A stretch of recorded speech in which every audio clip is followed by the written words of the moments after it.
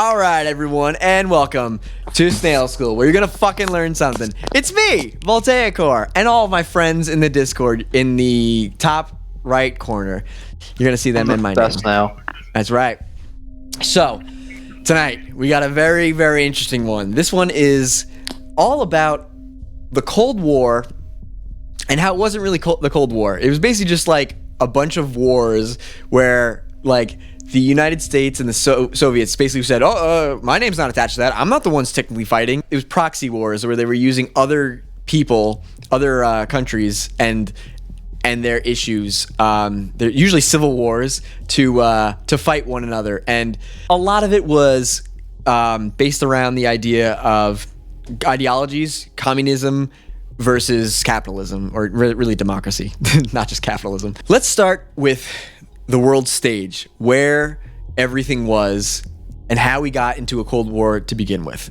The first effects that led to the Cold War were the stock market crash and therefore the Great Depression. So when the stock market crashed, you have to understand that involved a lot of companies that import, exports, that kind of stuff. So when all of these companies fucking fail in the market and their worth is like completely like crushed, that's gonna have rippling effects into who they're getting their stuff from, like the people that they're buying like raw materials from and shit like that, because now they're not going to be buying as much raw material because their company's fucking like going under and the economy is shot. You know what I'm saying? So because of those ripples of the stock market crash, you saw a lot of countries that basically, for instance, like El Salvador, which literally 95% of its fucking revenue, like country's revenue, was coffee. It relied like solely on fucking one like string attached to fucking success, which was, as long as coffee works, we're good. If coffee essentially crashes because of the stock market crashing, guess what? These countries who are relying solely on this one import export are going to be fucked. So because of that, the Soviets basically went, oh shit, like they got into communism because they thought it was rad, and they were like, they really wanted to push their sphere of influence and really try to eventually get a whole global the whole globe essentially, or the world under communism, and like have a government of a communist government. And that way essentially they were like really pro globalism, and that's why you saw countries like China pushed red, and for examples, you had the Soviets, in Vietnam and Korea. They really were trying to push communism as far as the eye can see, and we really didn't want that because we didn't think communism was rad, and I would say that's a pretty smart idea. So anyway, let's talk about the beginning of the CIA. This is from the CIA's website. Like all government agencies, the CIA was not created overnight and functioning at full capacity the following morning. In fact, there were various renditions of the intelligence agency for 6 years prior to the formation. And let's go into it. It first started off as the COI. When World War II started in 1939, the State Department, Army, Navy, and FBI were randomly collecting intelligence with no direction or coordination. Nor were these agencies designed to collect the strategic and economic intelligence that was needed during World War II. President Roosevelt, desperate for solid intelligence, was frustrated by the piecemeal, stovepiped information these agencies were providing him.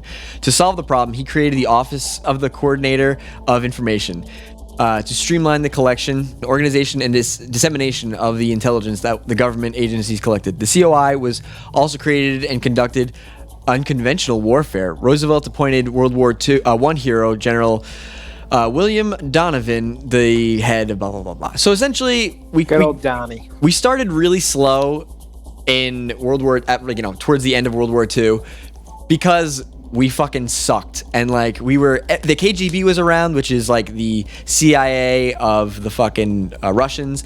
England had their own intelligence agency, so we really missed the mark on this, but we actually caught up rather quickly. So it went through some changes. It went from the CIA, the COI to the OSS at some point, and then eventually the CIA and such. The world was kind of divided in different sections. You basically had Russia, or the USSR at the time, kind of taking over the sphere of influence in Asia and East Europe.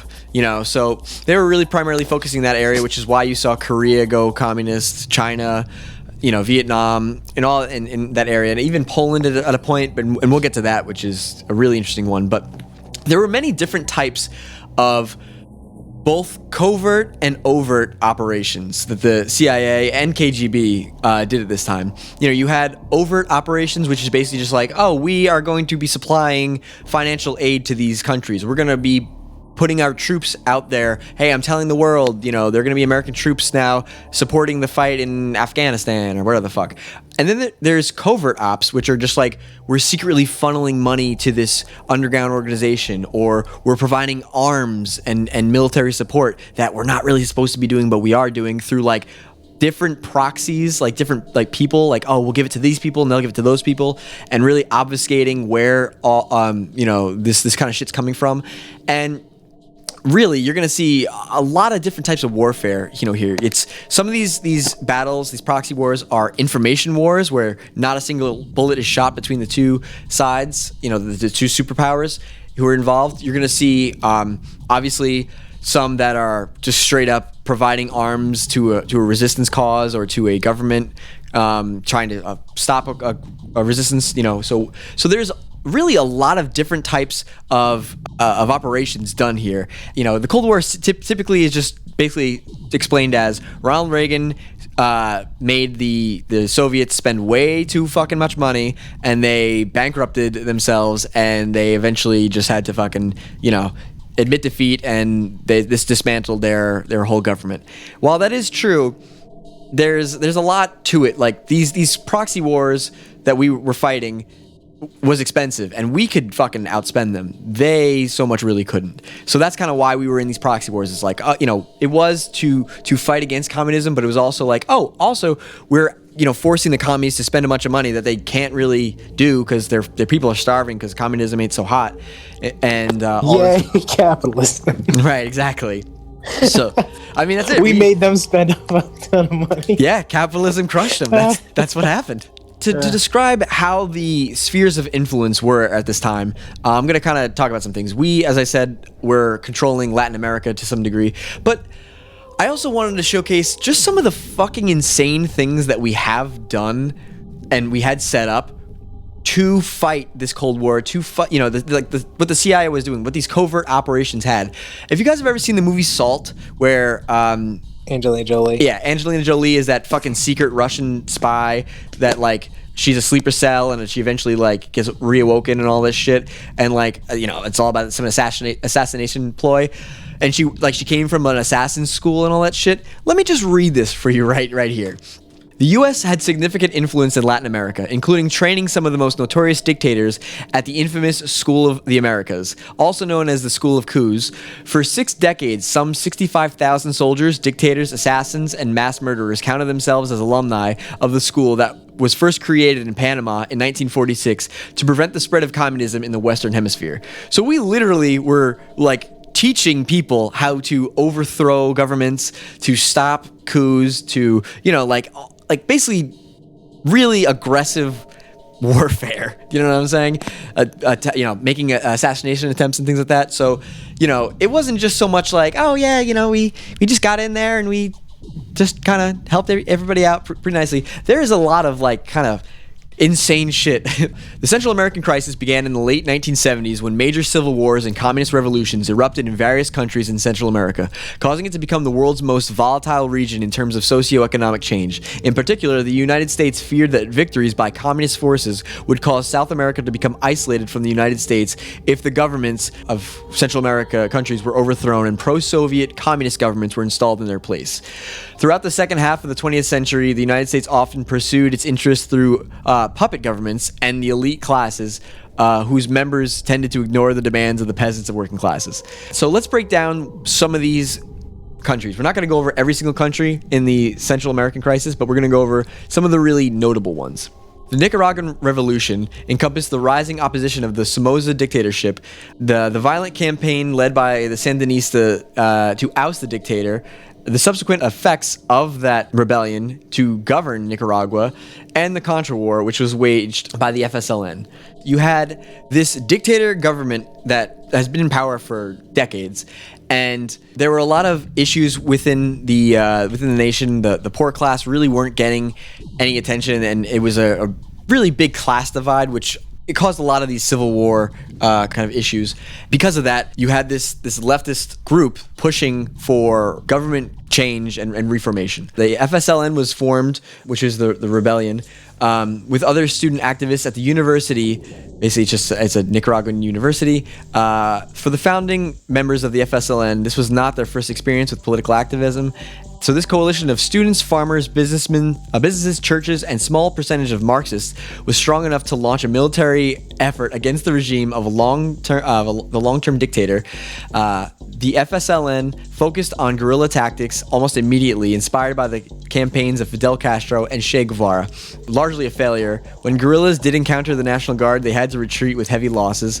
Further operations included a devastating loss near one city. So at the beginning, they really weren't doing so hot. They eventually reduced their attacks and their war. Then you had the overthrow of the Somoza regime, which is the dictatorship. So almost immediately, the FSLN, the rebels, began a campaign of kidnappings, which led to national recognition of the group in the Nicaraguan media and solidification of the group as a force in opposition to the Somoza regime. And then the Somoza regime included the Nicaraguan National Guard, a force highly trained by the U.S. military, declared a state of siege and proceeded to use torture, extrajudicial killings, intimidation, and censorship of the press in order to combat the FSLN attacks. This led to international condemnation of the regime, and in 1978, the administration of U.S. President Jimmy Carter cut off aid to the Somoza regime due to its humanitarian violations. Yeah, it's really not going so hot for all of our guys. The United States government at first was like, yeah, we'll support this dictatorship solely because we don't want to see this, communist ideologues really push forth and break into Nicaraguan government and eventually, be more susceptible to pro-Soviet ideas and so on and so forth, like Cuba had and things like that. So even though it's a dictatorship and it's pretty fucked up, we're like, this long term, that this is what is best. And by no means is really anyone on either side really that good of a guy. I think that's something that really needs to be discussed as well. Like, there was a dictatorship that was fucked up for sure, and it was, had serious humanitarian issues and things like that. But then there were also the rise of a rebellion, and they're really not much better. It's not like good versus evil. A lot of the things for the normal individuals, like your everyday citizens, really doesn't change. Like, oh, there's still killings going on. Oh, there's still fucking executions going on daily. Okay, so nothing's really that different. So the FSLN staged a massive kidnapping operation. From now on, we are going to call them the Sandinistas. The Sandinista forces captured the National Palace while the legislature was in session, taking 2,000 hostages. So basically, it's like they took Congress, essentially. They just kidnapped all of Congress. They had made some demands where they want some money, they want a release of some of their Sandinistan prisoners, and a means of publicizing the Sandinistan cause. After 2 days, the government agreed to pay $500,000 and to release certain prisoners, marking a major victory for the Sandinistans.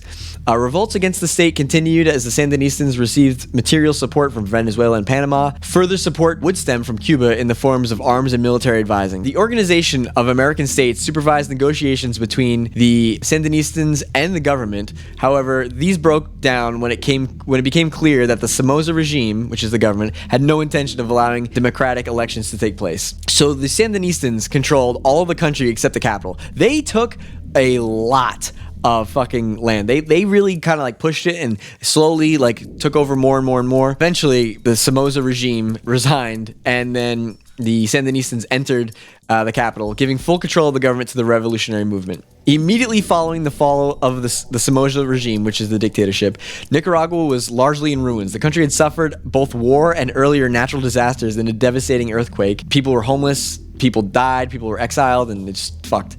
In response to these issues, a state of emergency was declared by President Jimmy Carter in the U.S. So you had this leftist organization, this pro-communist organization in there. Right off the bat, here's some of the human rights violations that they did. This one guy, Jorge, we're going to just call him that.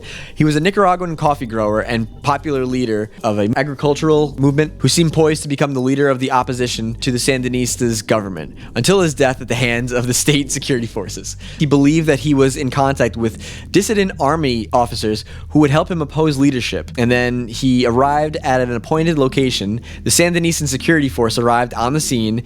He was unarmed and alone, but according to the Sandinistan government reports, a shootout followed. In the end, he was killed, and a sack of false evidence in the form of small arms was thrown through the rear windshield of his Jeep Cherokee in order to incriminate him and his associates. They're already plotting evidence against people. They're just, really, like, anyone who opposes them, fuck them. So is this any different than the dictatorship? In a lot of ways, there's very similar kind of issues. This is where there were mobs, the pro-Sandinistan mobs, where essentially the government had support from these people and also encourage these mobs. Yeah, go out there and fuck people over and call them out, and like cancel culture essentially, or like, early cancel culture, which is pretty fucking insane. The atmosphere of intimidation is increased by the Turbas Divinas, which is the mobs. Composed of Sandinista supporters, these mobs demonstrate in front of homes or offices or of opposition figures, chant slogans and threats, and deface homes or businesses, establishments with pro-government graffiti. While the government officially takes no responsibility for the actions of the mobs, the government controls the mobs and selects their targets. In defense of these mobs, Daniel Ortega, currently head of state of Nicaragua and the Sandinistan's presidential candidate, stated, "We are not ashamed to be mobs, because to be part of a mob is to be part of the people." Yeah, I'm pretty sure some mobs and some group think, whether it be the majority or not, might not be all that good, just because you have a bunch of people who are boosting your echo chamber and telling you that it's a good idea. Since their takeover in Nicaragua, the Sandinistas have effected a massive expansion of this small nation's military capability. While the dictatorship, notorious National Guard, never exceeded 14,000 men, the Sandinistan army has now reached at least 48,800 regulars. The Sandinistans had made draft resistance worse by their inadequate preparation of the draftees for combat. When faced by some 350 angry mothers of drafted military men, a Sandinistan delegate in the Department of Propaganda and Political Education admitted that the government had sent more than 1,500 militiamen into combat with only 2 months of training. The mothers had complained that their sons were being mistreated and sent into battle with insufficient training and equipment. A Nicaraguan journalist who interviewed some of the mothers on his radio program was jailed as a counter-revolutionary. So they're even controlling the free speech that's going on through here. So not really too different than a dictatorship. Despite their officially stated support for freedom of speech and freedom of the press, the Sandinistas have found many ways to restrict those freedoms. The activities of the secret police and the mass organizations, the rhetoric of the Sandinistas, and threats of arrest for public criticism of their government all inhibit freedom of speech in Nicaragua. There was 20 news radio programs which had ceased broadcasting as a result of the government censorship. All but one radio news program are either controlled by the government or explicitly support the government's line. Only the newspaper La Prensa retains an independent editorial position. And what's funny about them is they have to give their newspaper to the government to look over before they can even publish it. And sometimes the edits and the retractions that the government told them they have to make were so fucking bad that they didn't even have enough information to put out on paper. They didn't have an issue to put out because they didn't have enough. They're like, we're gonna put out one fucking story, not only just freedom of speech violations, but also let's go talk about torture. So there were 102 cases compiled involving physical and sociological abuse and torture of detainees. For example, prisoners were kept in dark and poorly ventilated cells, often isolated for long periods, fed meals at irregular intervals, which that one's weird. Oh, maybe it could be something bad, but it just, to me, just reading it like that sounds like I was fed at 9 a.m. and then the fucking next day they didn't feed me until 11 a.m. and beaten with belts or pistol butts. Some prisoners spoke of being kept naked in cold small cells or being stripped and humiliated by guards or other prisoners. Others reported long, intense interrogation at irregular hours of the day. In few cases, there were reports of prisoners suffering numerous broken bones and of peasants being raped, forced on long marches with their hands bound, beaten, and made to face mock firing squads, which is so fucking crazy. Get out there, we're gonna kill you. Alright, not today, we were just fucking around. One brutal case is that of this one guy. He was a 40-year-old farmer and a Pentecostal preacher, fled the scene of a battle between the Sandinistan troops and a force of anti-government guerrillas, captured by Sandinistan troops. Upon learning of his religious affiliation, the soldiers tied him to a tree and taunted him. They struck him in the head with a rifle butt, cut off his fucking ears, cut his throat with a bayonet, and this dude was left to bleed to death, but he fucking survived somehow and ended up escaping to Costa Rica. He claims that his experience is not unique, that he has seen others whom the Sandinistas mutilated even more brutally. You cut my ears off, fine, my nose, whatever, but like, come on, man. It's 9 a.m. That's when I'm supposed to be eating. Life didn't get better. Like, you would think, oh, we overthrew the dictator. Yes. Well, it's still hell. Here is a story about a taxi driver who died while in police custody. He was a member of the taxi drivers union, and he attended a union meeting at which some Sandinista person spoke. This motherfucker goes, "Boo!" about something he said, and he was arrested that same night by the security police. And the family learned from a television news program that he had been shot while attempting to escape. And here are some people who, in the religious sector of Nicaragua, were attacked and killed. So you got this one guy. He was a leader. He was killed in his home by burglars who stole no property. Later, they were revealed to be Sandinista militiamen who, after being held briefly for the crime, were released and remained at liberty. This one guy, Daniel, charged with unspecific counter-revolutionary activity. He was jailed. His Sandinista jailers killed him, but told his wife he had committed suicide. Another one is this woman. She rejected an invitation to become an agent of the security police, and as a result was detained along with her husband and third person. Several days later, their bodies with signs of brutal torture were discovered. It's not even like, oh, I just won't talk shit about them. It's like, oh, you won't help us? You won't be a part of us? How about you just die? Now the CIA gets involved. So the CIA is doing some covert support. There's this group called the Counter-Sandinistans, but their names are shortened to Contras. The CIA saw them and were in support that we gotta get the Sandinistan government out of there. They are really fucked up. They're really like doing some major damage to these Nicaraguan citizens. And you know what? I don't like that. So you have the Contras who are backed by the CIA. You have the Sandinistans who are backed by the Cubans who are backed by the Soviets. So it's this weird kind of trickling down of support. This House committee passed a bill that prohibited the CIA, the principal conduit of covert American support for the Contras, from spending funds for the purpose of overthrowing the government in Nicaragua. So right off the bat, our government is going, listen, whatever you want to do, you can support them if you want, but just fucking don't do a military coup, okay? Don't fucking try to like overthrow their government. Let's not be in charge of them. And the CIA basically told them to go fuck themselves.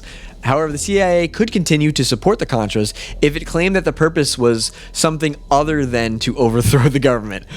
No, this isn't money and support to overthrow their government. This is money for gum in the U.S. government to convince Saudi Arabia to contribute $1 million per month to the Contras through a secret bank account set up by this Lieutenant Oliver North, who's a pretty prominent person. But yeah, essentially a rebellion to the rebellion of the dictatorship formed, and they were like, we got to get them fucking out of there. The CIA was like, yo, we'll train you, we'll give you some money, you guys got to fucking knock them down because they got to go. Oliver North, the lieutenant that was really a major part in how the U.S. was helping Nicaragua, he began using the Salvador air base for Contra resupply efforts. A plane loaded with supplies for the Contras, financed by private benefactors, was shot down by Nicaraguan soldiers. On board were weapons and other lethal supplies, and 3 Americans. One American claimed while in custody that he worked for the CIA.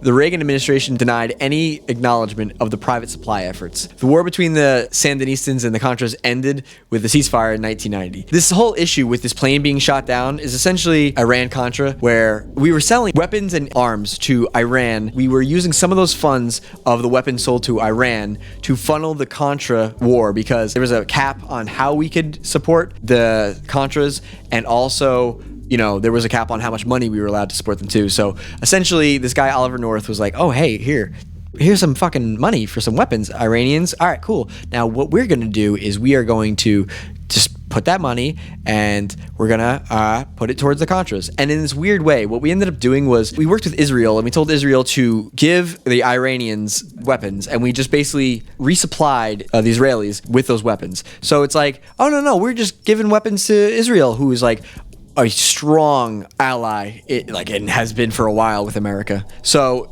it's like, oh, well, technically, we're not the ones giving them the weapons. Israel is. As I said, the war between the Sandinistas and the Contras ended with a ceasefire.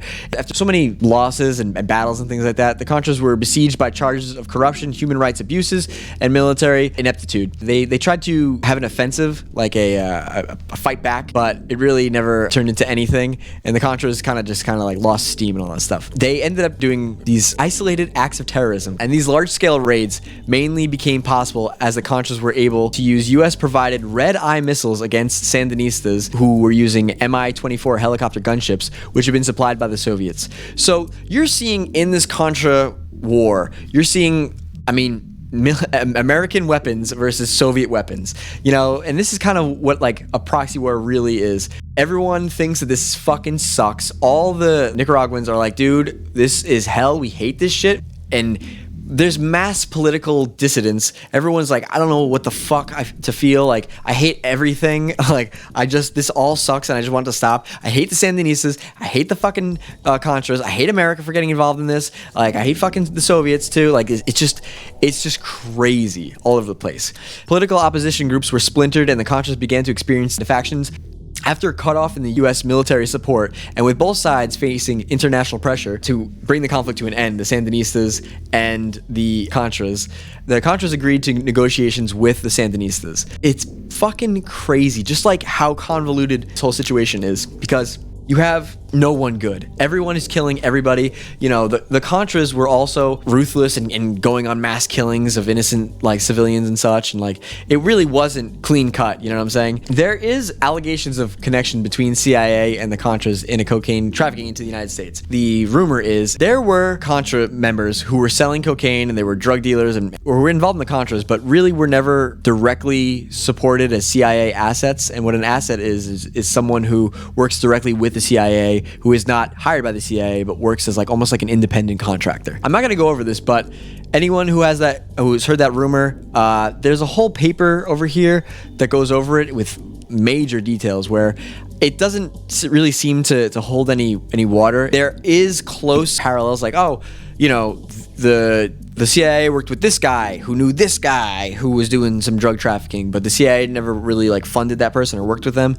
And I'm gonna leave a link to this below, so you should be sure to check that out if you're curious about that. But basically, it's a rumor that really doesn't have any substantiation. We have some really crazy shit coming up with El Salvador, which is by far one of the fucking craziest. And if you thought the Nicaraguan one was convoluted, this one is oh so bloody. But I want to kind of discuss Israel for a quick second, which is not so much a proxy war, but more of a government overt operation between the Soviets and the US. In the Israel situation, you actually had Israel being supported by both sides, the Soviets and the US. So it wasn't just that the Soviets and America were against each other all the time, but there are major connections with how Israel formed as a country that bleed into El Salvador. So let's go into this really quick. You had this movement going on right after the end of World War II, and you have a bunch of European Jews that were displaced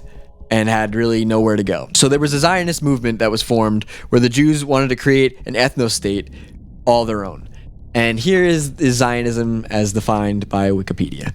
It's both an ideology and a nationalist movement among the Jewish people that espouse the reestablishment of and support for a Jewish state in the territory defined as the historic land of Israel. And it's roughly in these regions: Canaan, the Holy Land, or the region of Palestine. Most leaders of the movement associated the main goal with creating the desired state in Palestine, then an area controlled by the Ottoman Empire. So you have this country called Palestine, which is in an area that originally was Judea. There was a country called there before Palestine called Judea, and the Ottoman Empire eventually took it over, and through so many changes and all the years eventually turned into Palestine. Essentially, these people went, you know what, fuck that, they took our land from us all those years ago, or, like fucking forever ago. We need to fucking take this shit back. We need to create our own ethno-state. Here is a quick example of just some of the shit that the Zionist movement was doing. It's not just like all political change and all this stuff. No, it got pretty pretty fucking crazy. So at the time, Palestine was controlled by the British. The British controlled a lot of lands, as did other countries. So at this time, Britain wanted nothing to do with this movement. They're like, fuck that shit. Just leave these people alone. You had Palestinians who were Arab, individuals who already Arab individuals and Jewish individuals really didn't see eye to eye. There was a large amount of anti-Semitism at the time and things like that. But it really didn't help that these Jewish people wanted to take over the land in this area where people already fucking hate them. So let's continue this. White paper. Of course, the underground Zionist movement with the Jewish community in Palestine was working hard to bring European Jews to the region despite the official ban. Combined with this, the militarized wing of the Zionists conducted sabotage and terrorist attacks to complicate the goals of the British.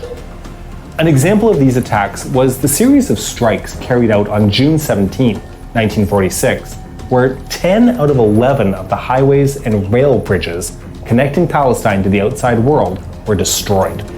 The British responded with wide-scale arrests against the Zionist leadership and activists.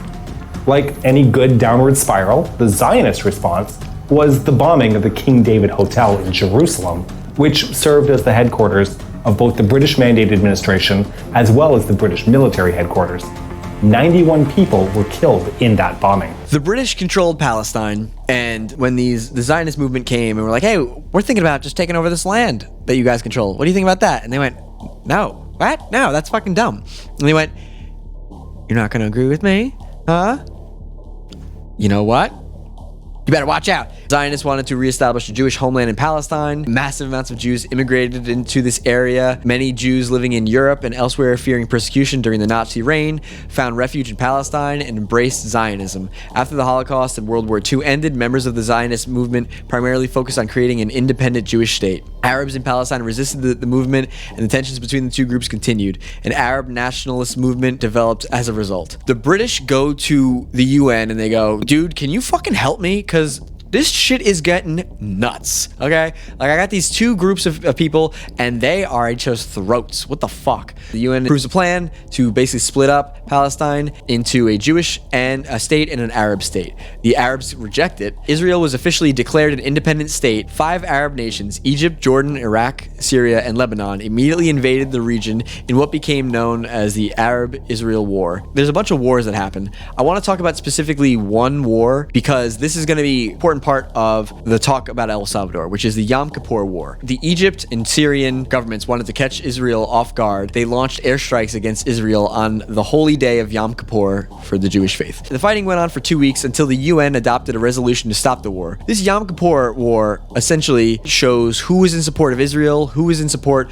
of these Arab nations, and these Arab nations control a lot of petroleum, which is, oil, and they go, well, this is going to change how I do business, because if you were supporting Israel, you don't deserve a fair business deal with us. It was an Arab organization of these Arab nations. Here is a quick synopsis of the El Salvadoran Civil War. It was fought between the military-led governments, and you also have this group of left-wing militias, which we are just going to call the rebels and the guerrillas. The United States supported the Salvadoran government and supplied them with $4 billion, trained their military elites, and provided them with arms over the course of a decade. Israel also actively supported the government forces and El Salvador's largest supplier of arms. The conflict ended in early 1990s. Between 75,000 people and 90,000 people were killed during this war. Here's the breakdown of how El Salvador was at the time and what led to this civil war.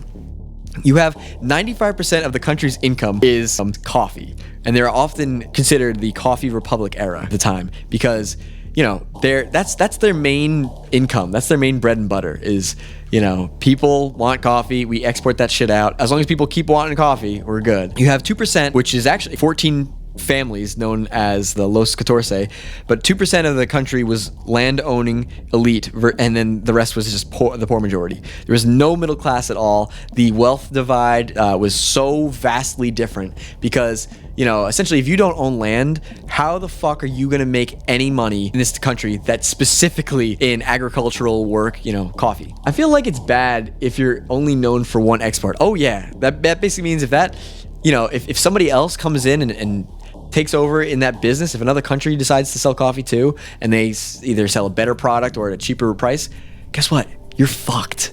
Like, you're putting all your eggs in one basket. That's actually what happened with Venezuela not too long ago in 2016, 2015. So you have this huge wealth divide. Coffee prices then dropped during the stock market crash due to people not really needing as many exports. You know what I'm saying? That they don't need coffee as much. These businesses that are now hurting, you see that ripple go into these other countries. The Central American Socialist Party is formed and led a lower class uprising. So you have the poor class, the peasants, and so on and so forth, including natives called the Pipples. This was all against the government. And it's literally just a bunch of people with machetes versus their government who just has full on, weaponry. The uprising gained control of many towns. The first being Waiua, where a landowner was assassinated, his wife was raped and eventually murdered, and other military leaders and government officials were killed. So this communist rebellion comes in and just fucks shit up in this town. Pretty fucking insane. It's pretty gruesome too. Once again,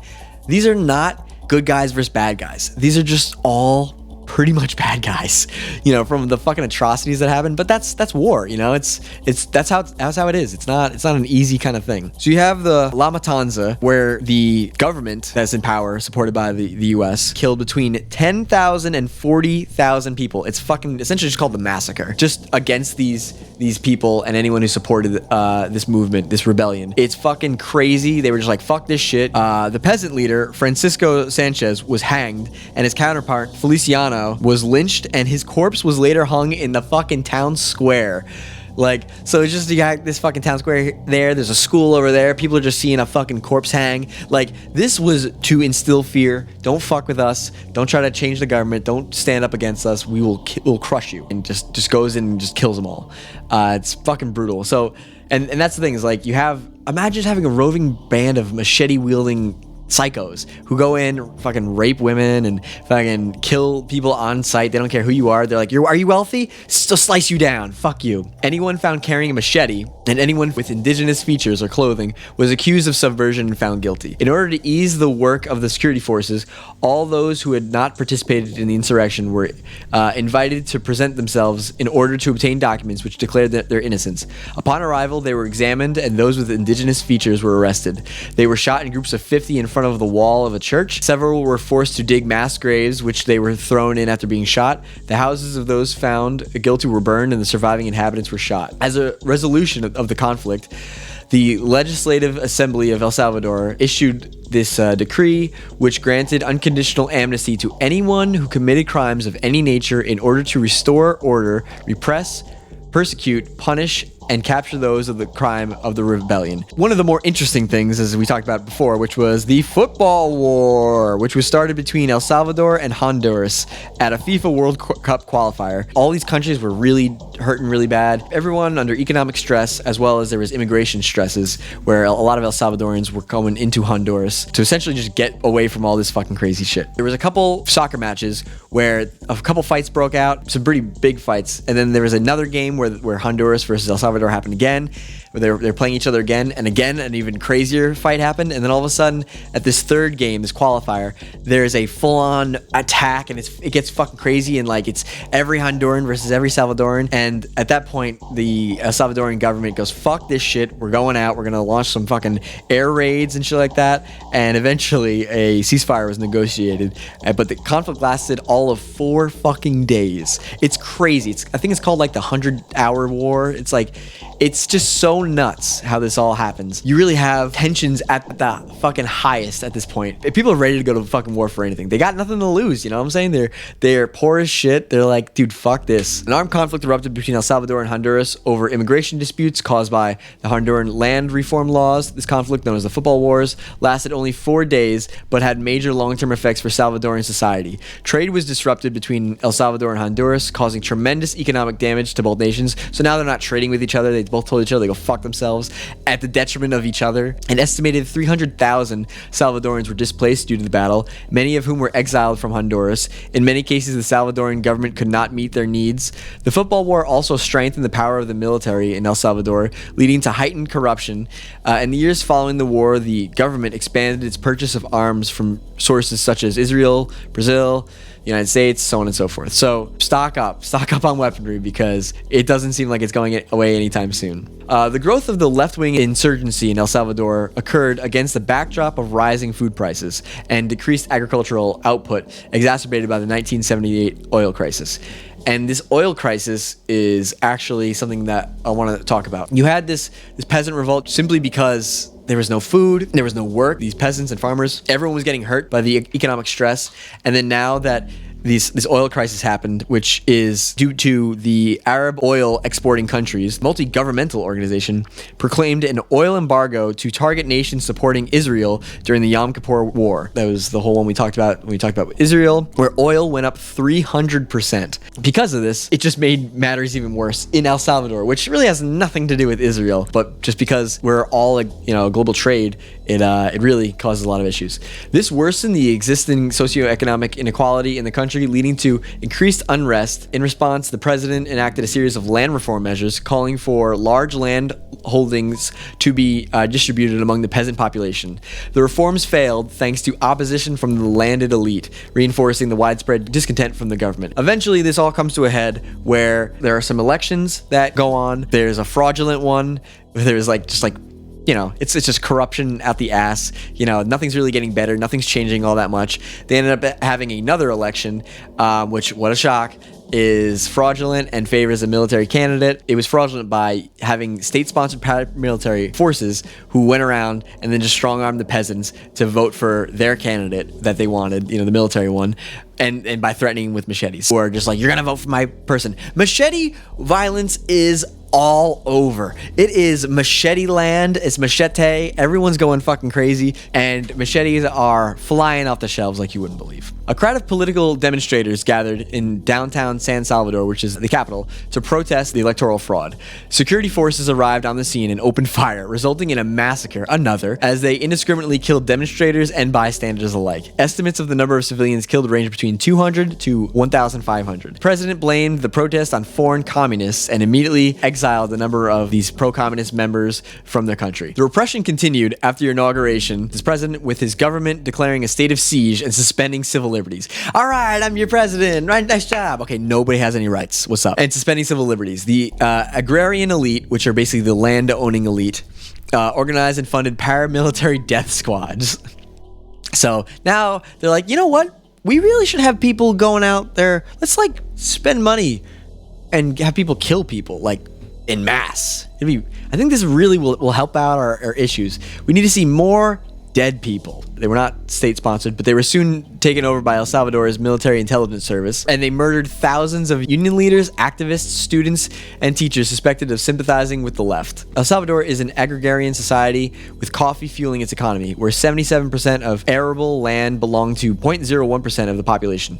Nearly 35% of civilians in El Salvador were disenfranchised from landowning, and either through historical injustices, war, or economic downturns in the commodities market. During this time frame, the country also experienced a growing population amidst major disruption in their agricultural commerce and trade. So tensions are fucking rising. The country is on a verge of a fucking insurrection, deposed of the president. So they just told that dude just to get the fuck out of there via a coup. And then the US feared that El Salvador, like Nicaragua and Cuba before it, could fall to communist revolution. So the guerrillas, which are the communists, in the 1980s had a variation of pistols, hunting rifles, and shotguns until the communist military intervention supplied them with weapons arsenals of their own. These guerrillas went from an uncoordinated militia to a heavily armed insurgency force overnight with a plethora of M60 machine guns, M79 grenade launchers, fucking rocket launchers, light anti-tank weapons, various rifles. Soviets and Cubans supplied the leftist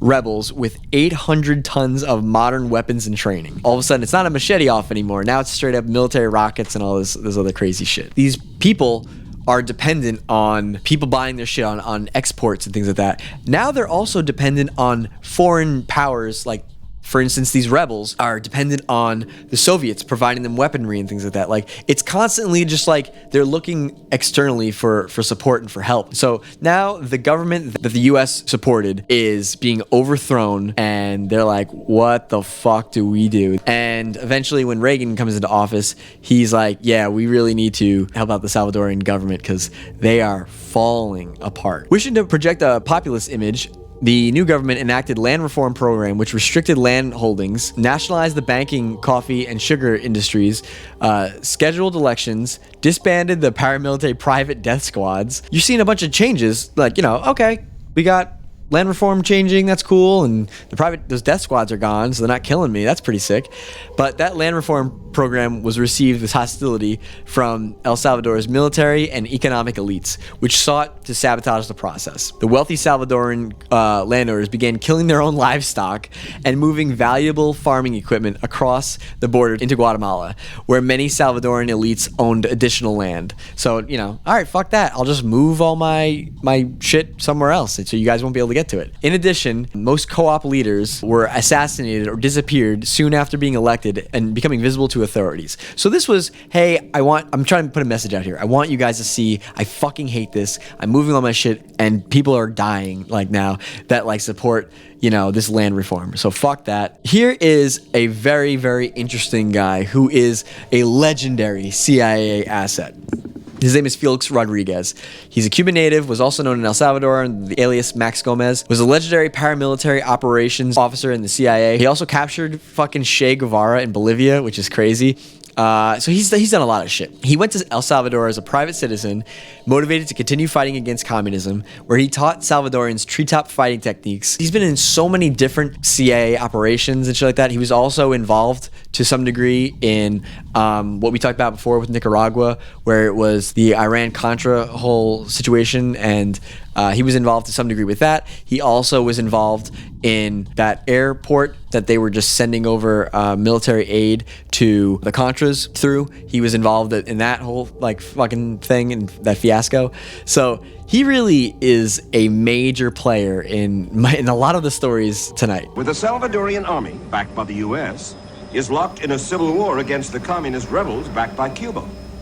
Rodriguez says he first went to Salvador in 1985 on his own initiative as a private citizen to help the Salvadorians in their fight against the communists. You have these communist rebels that are just trying to take over the government. The government's constantly changing between brutal administration to brutal administration, while the communists are still just trying to fucking get in there. And it's just war on all sides. No one agrees. The government is completely split in all different directions. This is from the New York Times. This is talking about the CIA base in El Salvador for Iran-Contra and supplying Contras and the El Salvadoran military. Now more than ever, the base in the center of CIA-supported operations to supply Nicaragua rebel forces, according to an American shot down in a supply plane over Nicaragua. This base in El Salvador that is helping the Nicaraguans, that is also involved in the Iran-Contra kind of situation, that is also helping out with El Salvador and such like that. One of the general's most recent phantom guests was a longtime CIA agent known by the alias Max Gomez, who directed the Contra supply flight shot down by Nicaraguan soldiers last week. There's really a lot of connections between the Central American crisis. They're feeling issues from all the way over in Israel and the oil crisis that's going on in the Middle East. You have a Christian Democrat elect who wins the presidential election amidst high levels of military oppression now in El Salvador. We got a brand new guy. Let's see how he does. Is he going to work out really well? I don't know. Let's figure this shit out. The CIA funded his campaign with $2 million, and they overall put $8 million into the election for regulation standards, such as voting machines, people to watch it. So we're really getting involved in their election, and we're kind of trying to encourage it in a way. We're not completely controlling it, but we definitely are trying to nudge it, which is funny how today there's a lot of election tampering and election fraud and stuff like that, and like, you know, election interference by other nations. And it's like, this has always been going on. This is nothing new. I mean, we are, even ourselves have been involved in tampering in elections and trying to push for the outcome that is best for us. The communist rebels were outraged and wanted on the offensive in the suburbs of San Salvador. They started assassinating political and military officials and upper class citizens. So they're just going out there and they're just wrecking shop. They're just like, they're pissed.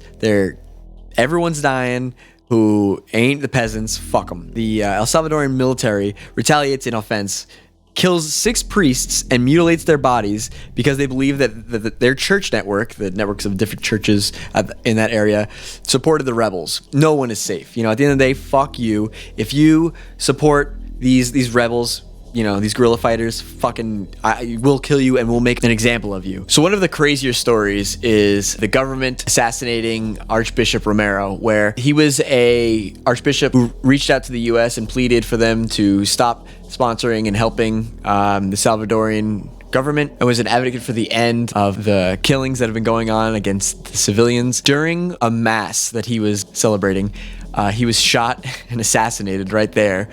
And then at his funeral, government-sponsored snipers started shooting 42 of the mourners. So while they were at his grave, they just started taking people out. During a raid, it turned out that this was linked back to an army major and a couple of civilians and citizens. So this is actually confirmed to be coming from the government and government supporters. So the UN basically says, fuck this shit. This case can't keep happening. So UN begins brokering a peace agreement with both sides, while the US-backed government and the communist-backed rebels are constantly at each other's throats. They're fighting each other, just trying to gain the last bit of the upper hand before the negotiations happen, because that way they're like, oh, well, if we have more now, then we'll probably still have more later. So like, let's just try to get as much as we can now before we have to negotiate peace. 7 days until peace, and they're like, we have to kill more and take over more land and really get out there.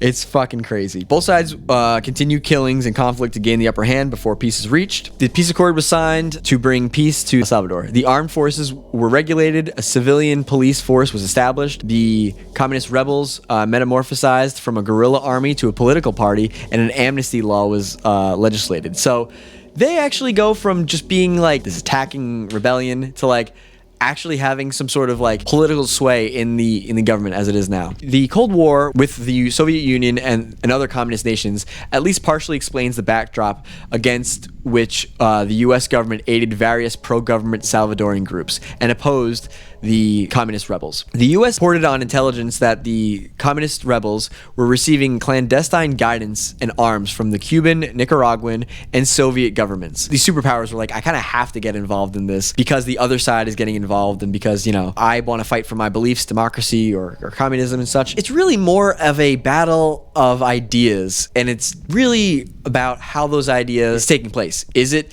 through violence and through armed insurrection, or is it based upon, you know, information? Next up, probably the most known part of the Cold War warfare, Afghanistan. These next two are complete polar opposites. You have Afghanistan, which is paramilitary support, basically arming these poor individuals with just fucking like bazookas at a point, you know, to fight off the communists. And Afghanistan gets fucking crazy. But then you also have this other one that we're going to be talking about, which is Poland, which is simply an information campaign and an attack, which is really interesting how these two are completely different. Both fought at the same time. This is Operation Cyclone. What this is a code name for the United States CIA program to arm and finance the Mujahideen in Afghanistan. Mujahideen are just anti-Soviet militants. Prior to this, the military intervention by the USSR in support of its client called the Democratic Republic of Afghanistan, which is actually just like pro-communist, you know, not really democracy. The Mujahideen were also supported by Britain, amongst other people. And Britain actually like supported them with like a lot of firearms, stuff like that. Like predominantly most of the weaponry was provided by British intelligence, the MI6, which is the CIA of Britain.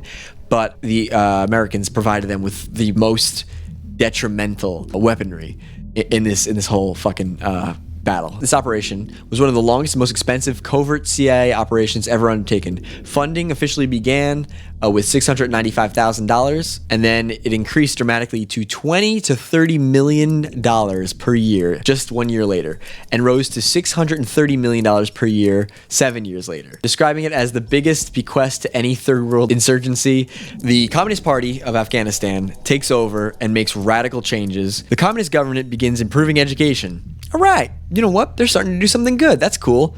Oh, and they also begin mass executions and political oppression not seen before in Afghan history.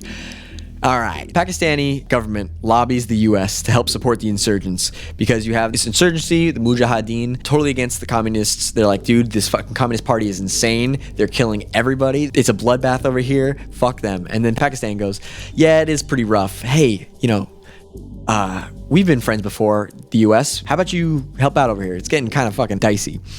So Pakistan lobbies the U.S. to help support the insurgents against the commies. Jimmy Carter wants to repair the relationships between Pakistan and the U.S. due to unrest in Iran. There were some issues and such, and there's an Iran hostage crisis and many other things going on in Iran. It's getting hot. The USSR steps in after the Communist Party of Afghanistan. And you have to recognize the Communist Party is not a Soviet party. It is just simply a communist party that even the Soviets are like, dude, you guys suck. Okay, you're giving communism a bad name. We need to come in there and we need to fucking take it over. So the Soviets step in, kill the current leader of the Communist Party, and install a pro-Soviet Afghan loyalist as their leader. So even if you think the same way that they do, ideologically, it doesn't matter. If you suck, get the fuck out of here. So they basically just put a figurehead over there where now the Soviets are fucking in command because you have this like pro-Soviet guy who's literally just like loyal to Russia. The CIA's strategy was to provide a broad mix of weapons, tactics, and logistics along with training programs to enhance the rebels' ability to fight against a guerrilla war against the Soviets. So this is it. The CIA says, you know what? We're going to help. We're going to help, and here's what we're going to do. We're going to provide them a bunch of training. We're going to give them weapons. We're going to give them everything else that they need to. We are going to completely fund this defense against the Soviets. Initially, to avoid detection, the U.S. supplied the rebels only with Soviet-made weaponry. This plan was enabled by the tactic support of Israel, which had captured large stockpiles of Soviet-made weaponry during the Yom Kippur War, it comes all the way back, and agreed to sell them to the CIA clandestinely, which means covertly, without anyone knowing, as well as Egypt, which had recently modernized its army with weapons purchased from Western nations, funneling the old Soviet-made arms to the Mujahideen. We don't even want to show that we're involved in Afghanistan. We want to basically make it seem like they just happened to come across a Soviet stockpile somewhere, some other country is getting involved in it, and we don't even want to make our presence known whatsoever. It's really quite amazing just the level of obfuscation that we're trying to do at this point to just completely stay out of this, yet also be such a major part of this. The Reagan administration announces that it would support the anti-Soviet resistance after a while. It eventually comes out and says, okay, guys, we're going to support them. And they basically have no need to continue to obfuscate the origin of the weaponry. And then now we start giving them U.S. weapons, including large numbers of Stinger missiles. We say, fuck it, let the Soviets know, I don't give a shit. We start the distribution of weaponry, and it relied on Pakistan to essentially just be the middleman, where their version of the CIA was an intermediary, meaning we would give it to them, we would give them funds and also weapons to give to these people. They would also be the ones training, be the financial support to the Afghan resistance group. So basically, we're going through Pakistan and we're supporting the Afghan defense through the Pakistani government. And then the ISI, which is the Pakistani CIA, armed and trained over 100,000 insurgents. Here is a Mujahideen resistance fighter with a fucking bazooka. Let's call it a bazooka. I don't know what the fuck this is. It's crazy. These people go from again, you have small little rifles and such like that, to all of a sudden they have fucking rocket launchers and bazookas. The Soviets invade and the US immediately begins supporting the Mujahideen. So the Soviets come in, the US government says that we are not going to supply any arms going to the Mujahideen until January 1980. And if you look at this, December of 1979, so literally a month prior, the Soviet Union invade the country. Very quickly do we go, okay, they're in, let's do this shit, because we had the advantage of the Pakistani information coming to us, and we've looked into this ourselves. The US built Stinger anti-aircraft missiles supplied to the Mujahideen allowed the light armed Afghans to effectively defense against Soviet helicopter landings. So anytime a landing wanted to happen, they would just fucking blow up a helicopter. And so the Soviets never really had a chance to like get ground support, really get in there. They were just constantly like just being like pushed back with this.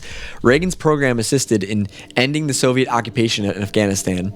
The withdrawal of Soviet troops from the country was announced, and Soviet forces suffered over 14,000 killed and missing and over 50,000 wounded. The withdrawal helped precipitate the dissolution of the Soviet Union itself. The Cold War was when the Reagan administration really just bled the Soviets dry, because we went in there and the Soviets kind of were on the offense, and we just essentially kept destroying their shit, blowing it up. You know what I'm saying? We had less to lose. We just had to kind of defend the territory. So the Soviets are constantly losing money and losing resources constantly. So I mean, it's really just, this is what's causing them to go bankrupt, is, you know, lost war after lost war. There is a belief that Osama bin Laden, who was eventually formed Al-Qaeda, but he was a CIA asset during the Afghanistan conflict. It seems to be not the case, but nonetheless, it's odd to see Osama bin Laden being recognized in the Western world as a good guy, as someone who's awesome. This is a UK paper called The Independent, in which this is talking specifically about Osama bin Laden, and it says, anti-Soviet warrior puts his army on the road to peace. The Saudi businessman who recruited the Mujahideen now uses them for large-scale building projects in Sudan. Osama bin Laden sat in his gold-fringed robe guarded by his loyal Arab Mujahideen who fought alongside him in Afghanistan, but never more than a few yards from the man who recruited them, trained them, and then dispatched them to destroy the Soviet army. It just talks about bin Laden in very good standings, and a lot of people believe that he was a CIA asset, and there's even crazier conspiracies behind that, but it doesn't seem to be the case. It doesn't seem like that he was a CIA asset, but nonetheless, it is odd that he was recognized at one point as like a, you know, fighting the good fight. So this is juxtaposed by the Solidarity movement in Poland, which I think is fucking crazy. It's a complete information war. This has nothing to do with arming people, paramilitary operations, and all that kind of stuff, as we've seen before. Bloodied coups, destroying governments, and doing covert operations where we're sending over weaponry. There are covert operations in this, and even clandestine, but it is simply about an information campaign. So this is NATO versus the Warsaw Pact. This is essentially the pro-democracy versus pro-communist nations. The USSR, through the Warsaw Pact, controls a ton of land. You know, Russia's power is really stretched far. You have Russia, who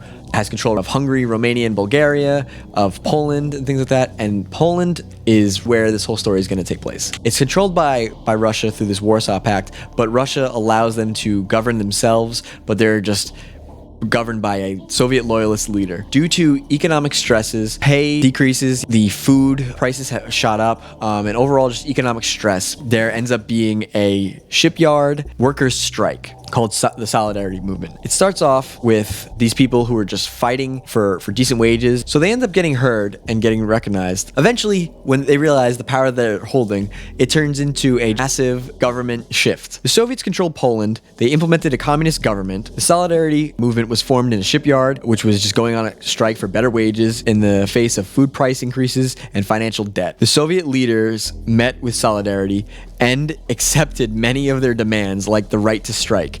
And also, they gave them the right to be a labor union. So now Solidarity is a labor union.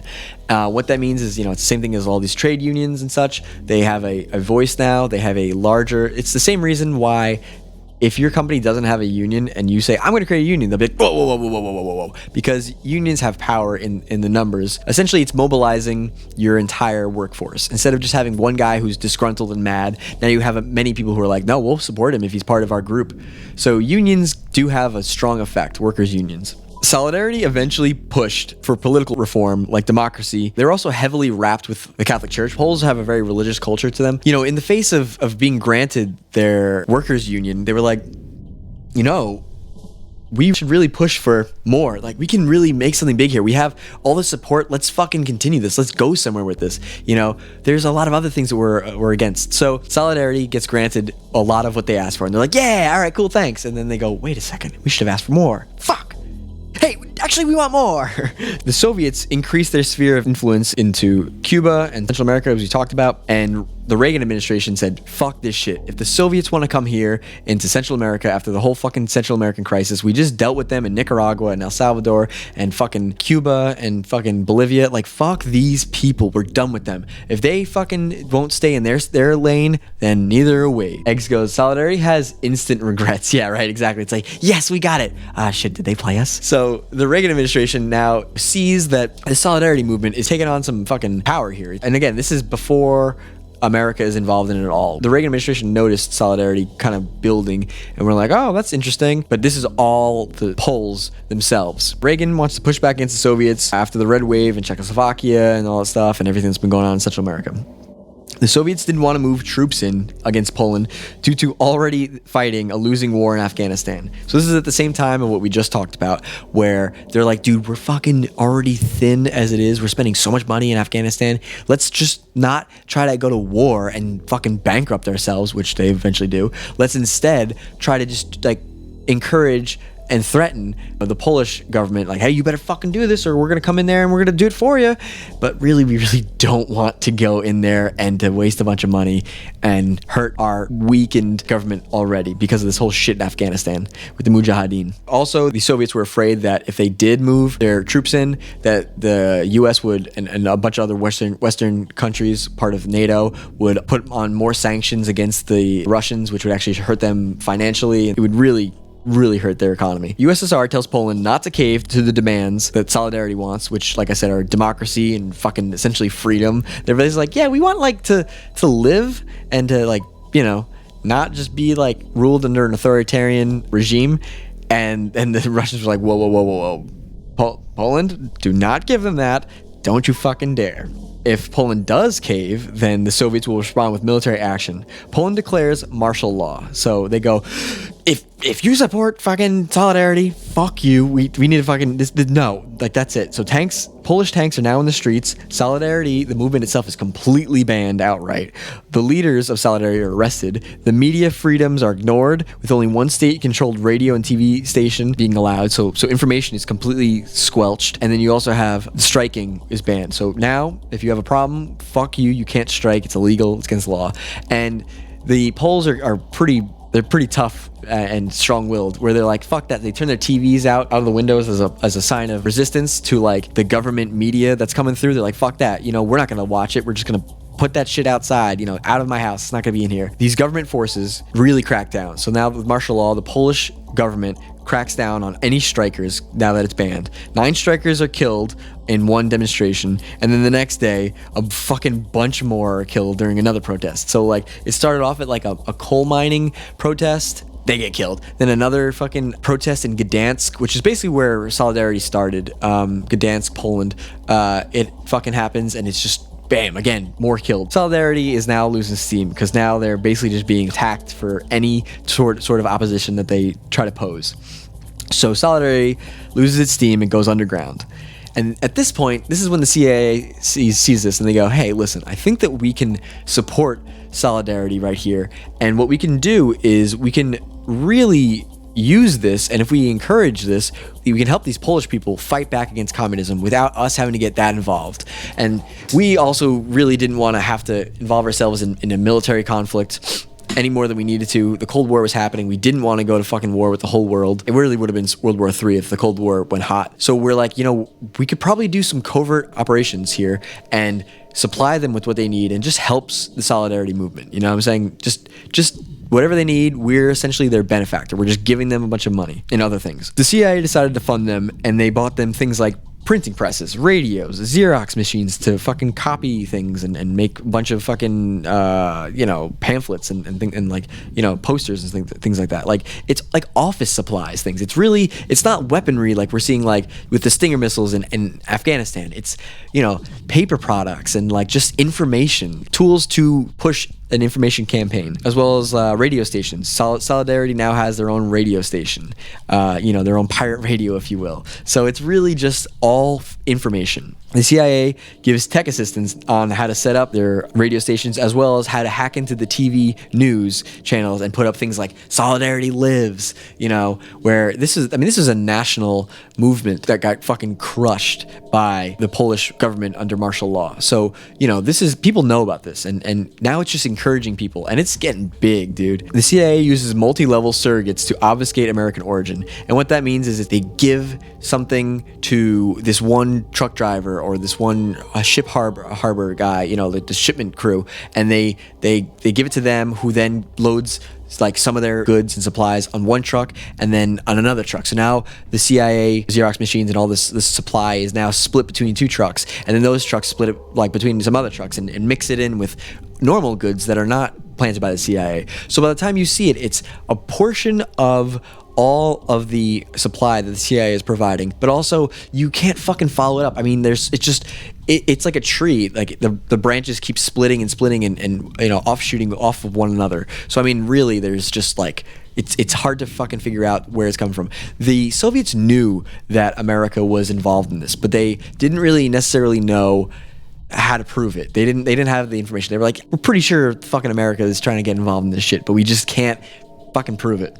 But they had their hunch. And this also was helped by Poland's black market. They had a black market already, so there was hidden goods coming in and going that like were already trying to be obfuscated. If you're selling shit on the black market, you really don't want to be like, guys, what's up? It's from me. I signed with my name. You kind of want it to like be a bit more underground and not as obvious. That just helps a covert operation already. Oh, you guys don't want to be recognized already? Perfect. Take our shit. You had a CIA asset that first took it and then eventually gave it to somebody who really had nothing to do with CIA, to the point where a truck driver who would be caught on the Polish side by the Polish government was like, I have no idea what the CIA, I don't work for the CIA at all, dude. I literally am just some rando guy. Like, I'm not part of this. And even though they were carrying supplies that were actually given by America. Talked about how this is also connected with the Catholic Church, stuff like that. Reagan and the Pope kind of like became homies.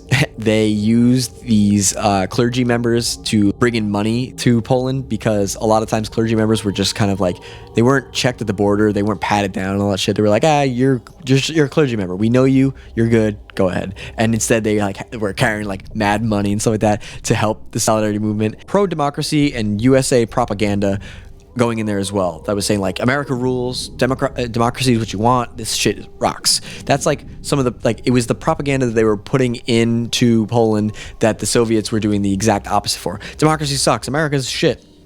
So really it's a info war. That's exactly what this whole thing is. There is a major leader in Solidarity called Lech Walesa, and he is the leader. He literally is just some fucking asshole who's just an electrician who eventually just leads this fucking fight against the communists. He's so effective at being a leader because he is just literally a average Joe. You know what I'm saying? He's just some fucking electrician.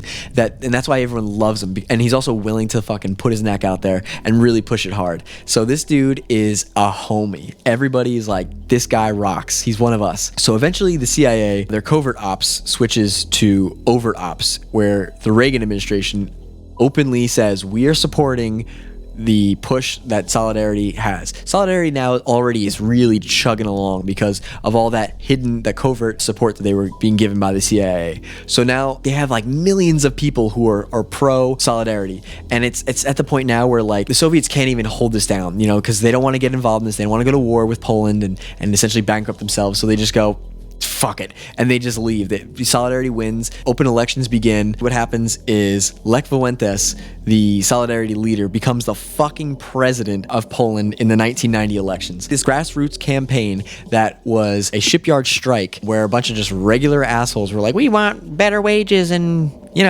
and our bonuses. And then they went, no, actually, hold on. And eventually that just snowballed into this successful victory against the Soviets and the communist government that they installed. It's the complete polar opposite of the Afghan proxy war that we were involved in, but it's really similar in the exact same way. You had this grassroots campaign, the Mujahideen, and as well as Solidarity, and Poland that fucking didn't want anything to do with these communists and Soviets, and fucking was like, dude, fuck you guys, and pushed them out of there. What it really is proxy battles where America and Soviets were constantly fighting with one another, but they really never openly declared war on one another.